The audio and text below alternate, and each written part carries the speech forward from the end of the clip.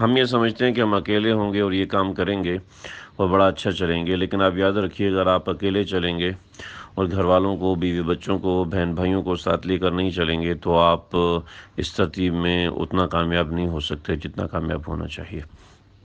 چنانچہ ایک ذہن میں رکھیں کہ گھر والوں کو وقت دینا ہے، گھر میں مقابلے کی فضا ہونی چاہیے۔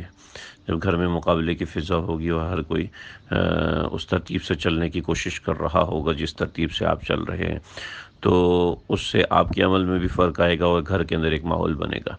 یہ ماحول آپ کے لیے معاون بنے گا، آپ کے لیے ہیلپر بنے گا۔ آپ اس ماحول کے اندر آگے بڑھ سکتے ہیں، بہت اچھے سے کام کر سکتے ہیں۔ اگر آپ ماحول کے خلاف چلیں گے، اپنی ترتیب سے چلنے کی کوشش کریں گے تو یہ درست نہیں ہوگا۔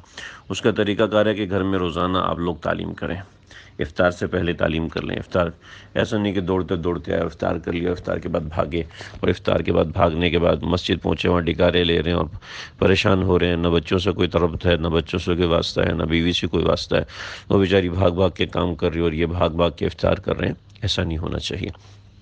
ایک ایسا وقت رکھیں جس میں آپ بھی ریلیکس ہوں، گھر والوں کے ساتھ بیٹھیں، ہاں ان سے پوچھیں کہ ہاں بیٹا آپ نے کتنا عمل کیا اور آپ کا چارٹ مجھے دکھائیے، کس طریقے سے آپ رمضان میں عبادت کر رہے ہیں۔ پھر اپنا بتائیں کہ دیکھیں میں تو عبادت کر ہی نہیں پا رہا ہوں، میرا بیٹا کتنا مجھ سے آگے بڑھ رہا ہے اور ایسا ایسا۔ تو ایک دوسرے سے ڈسکس کریں، بیوی اپنے شوہر سے، شوہر اپنی بیوی سے، اور یہ دونوں اپنا جو چارٹ ہے کسی شیخ کو بھیجیں، اس طریقے سے موٹیویشن ہوگا، چیز آگے بڑھے گی۔ بچوں کے چارٹ بنائیں، ان سے کہ بیٹا آپ نے کرنا، رمضان کو رمضان کی طرح گزاریں، یعنی اپنے گھر والوں کو ساتھ لے کے چلنا ہے، ایسا نہیں ہے کہ ہم نے اکیلا چلنا ہے۔ تو یہ وہ سارے بنیادی اور ضروری کام ہیں جو ہم نے اس میں کرنے ہیں۔ ایک اور بات رہے گی، وہ آخری بات ہوگی، یعنی 11ویں چیز جو ہم نے اس رمضان میں کرنی ہے۔